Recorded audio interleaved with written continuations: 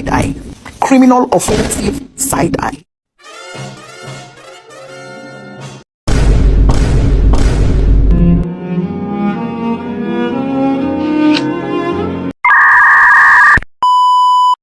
Halo teman-teman semua, perkenalkan saya Sekina Ramadhani Bakri dengan NIM 24 14 20 11 15.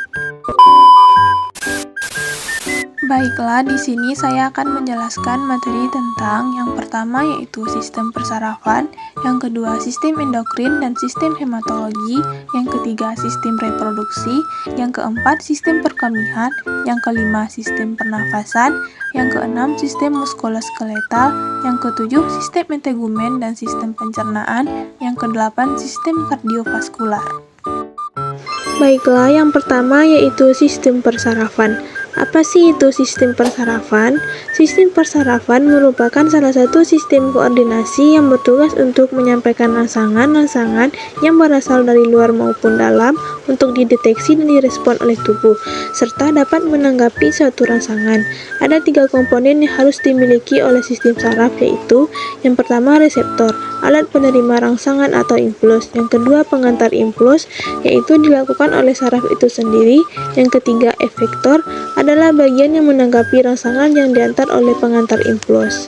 Selanjutnya struktur otak. Yang pertama ada otak besar atau cerebellum, merupakan bagian terbesar dari otak manusia dan bertanggung jawab atas fungsi-fungsi kompleks seperti berpikir, berbicara, mengingat, dan memahami. Untuk memiliki hemisfer, setiap hemisfer memiliki lobus-lobus, yaitu lobus frontal, mengatur fungsi eksekutif seperti pengambilan keputusan, perencanaan, dan emosi. Lobus parietal bertanggung jawab atas persepsi sensorik seperti rasa sentuhan, tekanan, dan suhu. Lobus temporal berperan dalam pendengaran, memorik, dan pengenalan rasa. Selanjutnya lobus occipital mengatur fungsi penglihatan. Yang kedua ada otak kecil atau cerebellum. Untuk otak kecil terletak di bawah otak besar di bagian belakang kepala yang fungsinya mengatur keseimbangan tubuh dan membantu dalam gerakan halus. Yang ketiga ada batang otak atau brainstem. Batang otak menghubungkan otak dengan sumsum tulang belakang yang fungsinya meliputi pengaturan fungsi dasar tubuh seperti denyut jantung dan pernapasan. 12 pasang saraf kranial. Yang pertama ada olfaktori, fungsinya penciuman. Yang kedua optik, fungsinya untuk penglihatan. Yang ketiga ada okulomotor, fungsinya pergerakan otot mata ke kanan, ke kiri, dan kelopak mata. Yang keempat ada troklear, fungsi penggerakan bola mata. Yang kelima trigemininal, perasa dan penggerak lidah.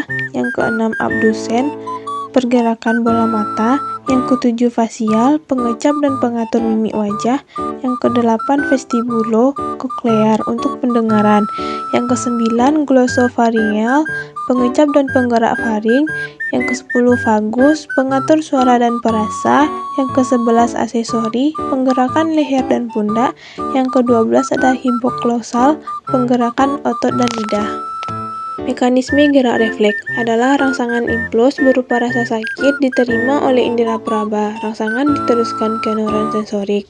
Dari neuron sensorik, rangsangan segera diteruskan ke neuron asosiasi atau sel saraf penghubung yang ada di sumsum tulang belakang. Dari neuron asosiasi, rangsangan langsung dikirim ke neuron motorik tanpa diolah di dalam otak. Kemudian, dari neuron motorik, impuls segera disampaikan ke efektor, yakni otot. Akhirnya, otot akan memberikan tanggapan dengan menjauhkan bagian tubuh dari bahaya. Selanjutnya, sistem endokrin. Apa sih itu sistem endokrin? Sistem endokrin merupakan jaringan kelenjar yang menghasilkan dan melepaskan hormon ke dalam darah. Hormon tersebut mengatur berbagai fungsi tubuh seperti pertumbuhan, metabolisme, dan keseimbangan homeostasis. Ada 43 kelenjar.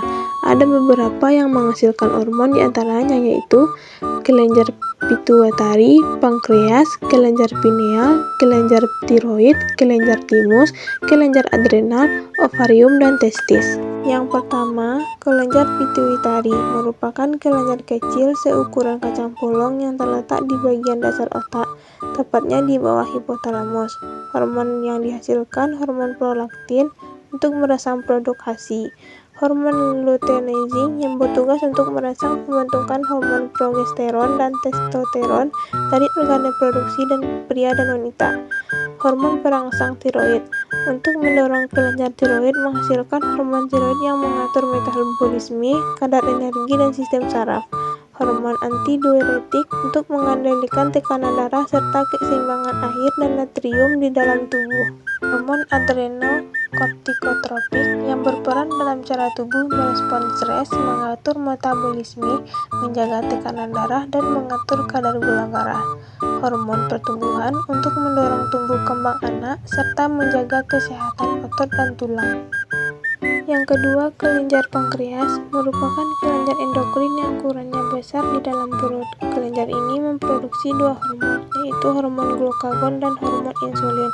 Glukagon berfungsi untuk menyimpan dan meningkatkan kadar gula darah. Insulin berfungsi dalam menurunkan kadar gula darah.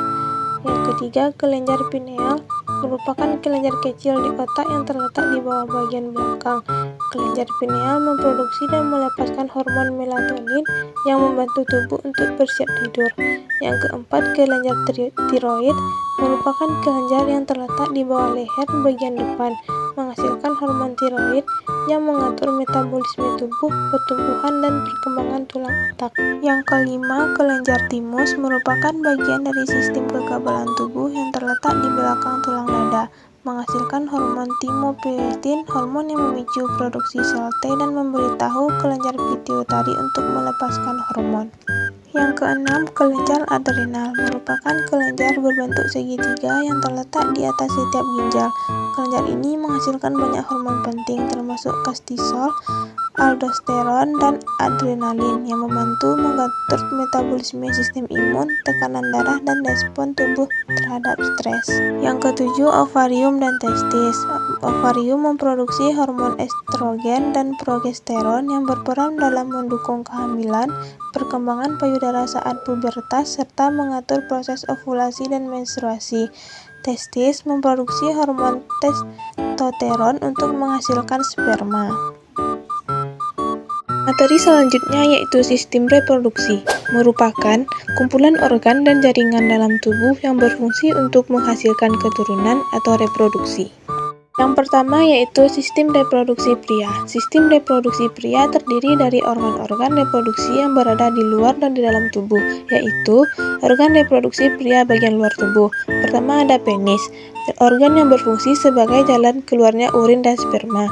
Yang kedua ada skrotum, kantong zakar yang berfungsi sebagai sistem kontrol suhu pada testis. Yang ketiga ada testis, organ berbentuk oval yang berfungsi memproduksi sperma dan hormon testosteron.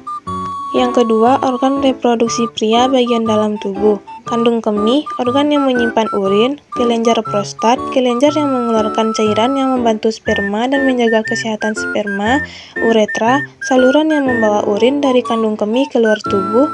Vas deferens, saluran yang membawa sperma dari epididymis ke uretra. Yang kedua, sistem reproduksi wanita. Struktur sistem reproduksi wanita terdiri dari berbagai organ, yaitu ovarium, organ yang menghasilkan hormon estrogen dan progesteron serta sel telur, tuba fallopi, saluran yang menghubungkan ovarium dengan rahim, uterus, organ reproduksi yang berbentuk pir atau berongga sebagai tempat berkembangnya janin, serviks, bagian rahim yang berbentuk silinder atau tabung dan menghubungkan rahim dengan vagina, vagina, saluran yang menghubungkan serviks dengan bagian luar tubuh.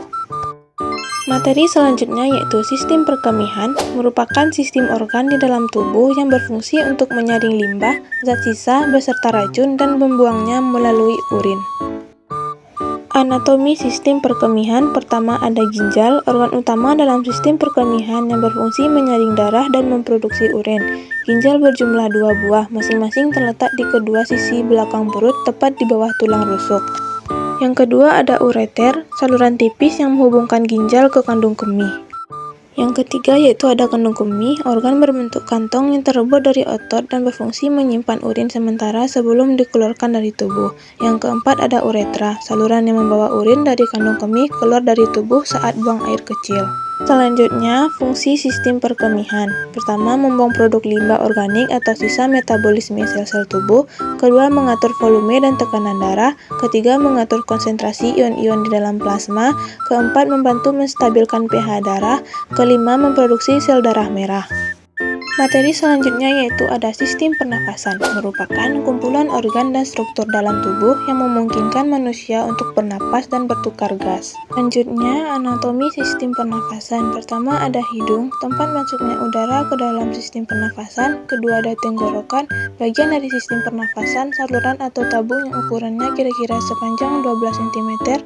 Yang ketiga ada laring, organ yang terletak di bagian belakang tenggorokan di atas batang tenggorokan trakea.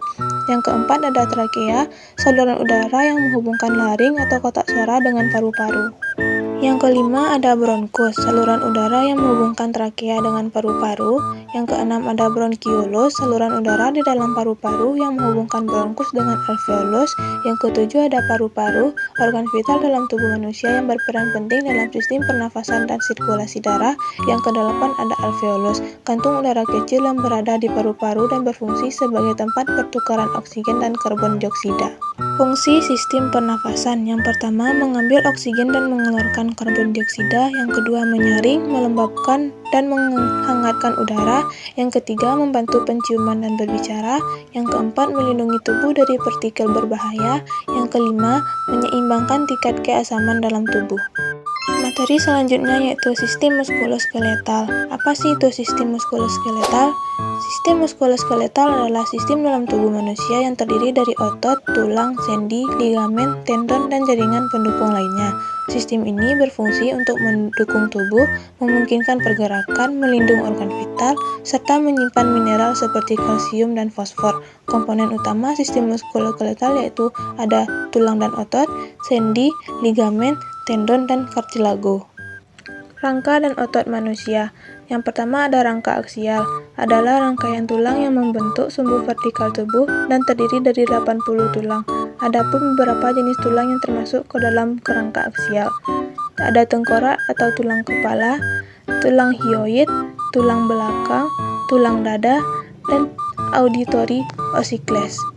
Yang kedua, rangka apendikular adalah rangka yang terdiri dari 126 tulang dan berfungsi untuk menyusun anggota gerak tubuh. Beberapa jenis tulang yang termasuk dalam rangka apendikular adalah tulang belikat, tulang selangka, tulang penyusun ekstremitas atas, tulang panggul, tulang penyusun ekstremitas bawah.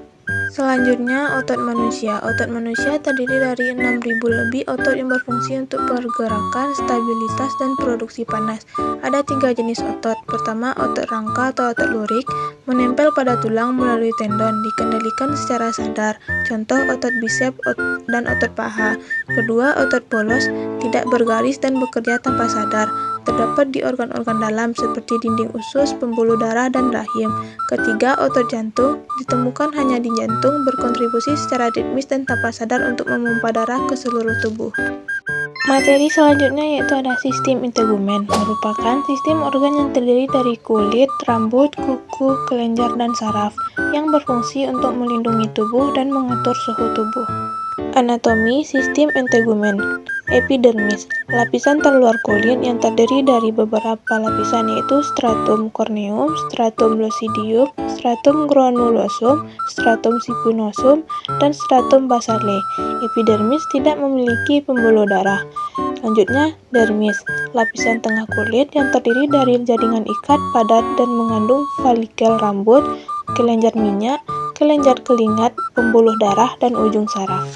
Yang terakhir ada hipodermis, lapisan terdalam kulit yang terdiri dari jaringan ikat longgar, sel-sel lemak, ujung saraf tepi, pembuluh darah, dan pembuluh getah bening.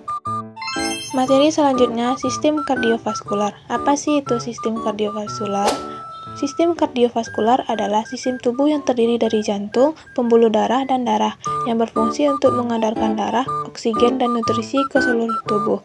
Yang pertama, jantung, organ berotot yang memompa darah ke seluruh tubuh. Kedua, pembuluh darah, terdiri dari arteri, vena, dan kapiter yang membawa darah yang dipompa di jantung. Yang ketiga, darah, terdiri dari sel darah merah dan putih, plasma, dan trombosit. Anatomi sistem kardiovaskular atau jantung. Pertama, ada atrium atau serambi, adalah ruang jantung bagian atas yang berfungsi sebagai penerima darah. Atrium terbagi menjadi dua, ada atrium kanan dan kiri. Atrium kanan menerima darah kotor, karya karbon dioksida dari tubuh melalui vena cava superior dan inferior. Atrium kiri menerima darah bersih kayak oksigen dari paru-paru melalui vena pulmonalis. Yang kedua, ventrikel atau bilik adalah dua ruang besar yang terletak di bagian bawah jantung, tepat di bawah serambi. Terbagi dua, yaitu ventrikel kanan memompa darah kotor ke paru-paru melalui arteri pulmonalis untuk dioksigenasi. Ventrikel kiri memompa darah bersih ke seluruh tubuh melalui aorta. Yang ketiga, katup jantung adalah bagian jantung yang berfungsi untuk menjaga aliran darah tetap lancar. Terbagi menjadi 4, yaitu katup trikuspid menghubungkan atrium kanan dan ventrikel kanan mencegah aliran balik darah. Katup bikuspid menghubungkan atrium kiri dan ventrikel kiri. Katup pulmonalis mengontrol aliran darah dari ventrikel kanan ke arteri pulmonalis. Katup aorta mengontrol aliran darah dari ventrikel kiri ke aorta. Yang keempat, pembuluh darah. Pembuluh darah jantung merupakan pembuluh darah besar yang terhubung langsung ke jantung dan berperan penting dalam sistem peredaran darah. Pembagiannya ada aorta, mengalirkan darah bersih ke tubuh, vena cava membawa darah kotor dari tubuh ke jantung, arteri pulmonalis membawa darah kotor ke paru-paru, vena pulmonalis membawa darah bersih dari paru-paru ke jantung. Kelima, dinding jantung merupakan bagian jantung yang terdiri dari 3 lapisan, yaitu epikardium, lapisan terluar jantung, miokardium, lapisan otot jantung yang tebal dan bertanggung jawab untuk kontraksi, endokardium, lapisan terdalam yang melapisi ruang-ruang jantung. Selanjutnya, sistem peredaran darah. Sistem peredaran darah pada manusia adalah sistem tertutup yang bertanggung jawab untuk mengangkut darah, oksigen, nutrisi, dan zat lain ke seluruh tubuh. Sistem ini terdiri dari jantung, pembuluh darah, dan darah. Jenis peredaran darah. Pertama, peredaran darah besar atau sistematik, mengalirkan darah beroksigen dari jantung ke seluruh tubuh dan mengembalikan darah kotor atau karbon dioksida ke jantung dengan alurnya ventrikel kiri ke aorta, ke arteri, ke kapiler tubuh, ke vena cava, dan ke atrium kanan.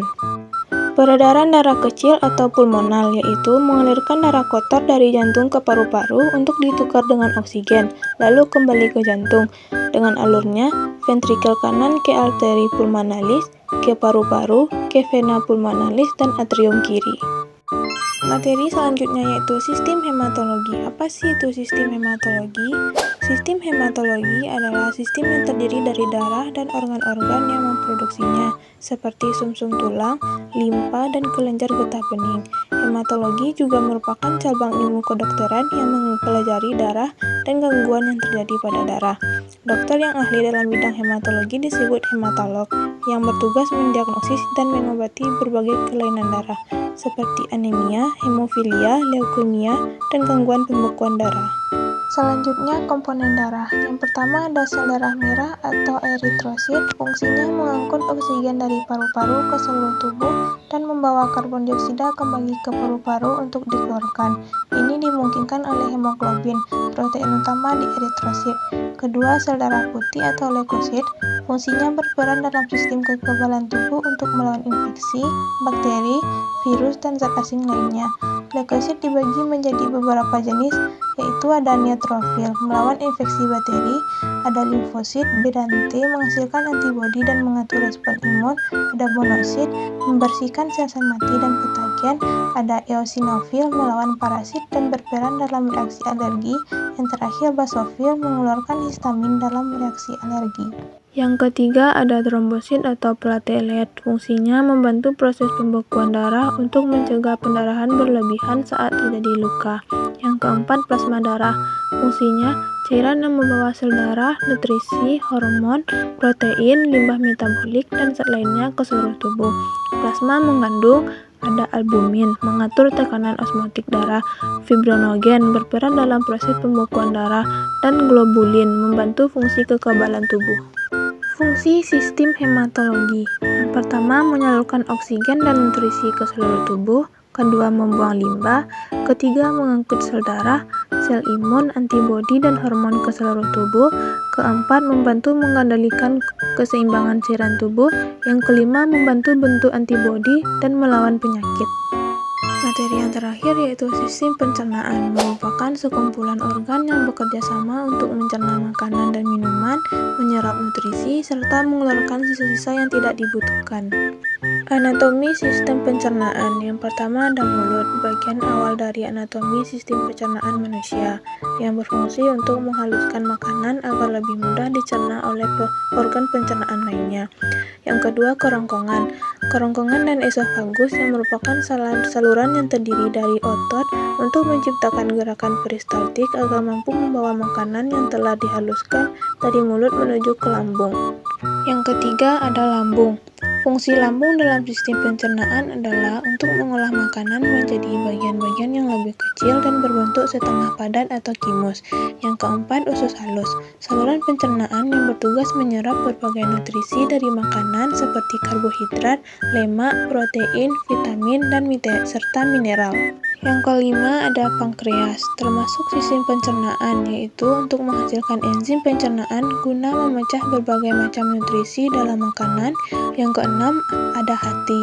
Organ ini berfungsi memproduksi cairan empedu untuk melarutkan lemak di dalam usus halus agar lebih mudah diserap oleh tubuh. Yang ketujuh ada kantong empedu. Kantong empedu adalah anatomi sistem pencernaan yang bertanggung jawab untuk menyimpan serta mengentalkan cairan empedu yang telah diekstraksikan oleh hati, dan berperan dalam pemecahan lemak dan penyerapan nutrisi yang larut dalam lemak di dalam usus halus. Yang kedelapan ada usus besar. Organ pencernaan manusia ini bekerja dengan menyerap vitamin, air, serta elektrolit dari sisa makanan sebelum membentuk feses. Yang kesembilan ada rektrum dan anus. Rektrum merupakan bagian terakhir dari usus besar yang berfungsi menyimpan feses sebelum dikeluarkan dari dalam tubuh, yaitu melalui anus. Fungsi sistem pencernaan. Sistem pencernaan memiliki fungsi utama untuk mengubah makanan dan minuman menjadi nutrisi dan energi yang dibutuhkan tubuh. Nutrisi ini kemudian digunakan untuk yang pertama memperbaiki sel-sel tubuh, yang kedua regenerasi kulit, yang ketiga sumber energi tubuh, yang keempat menunjang aktivitas sehari-hari seperti bernapas, bekerja, bergerak, dan belajar.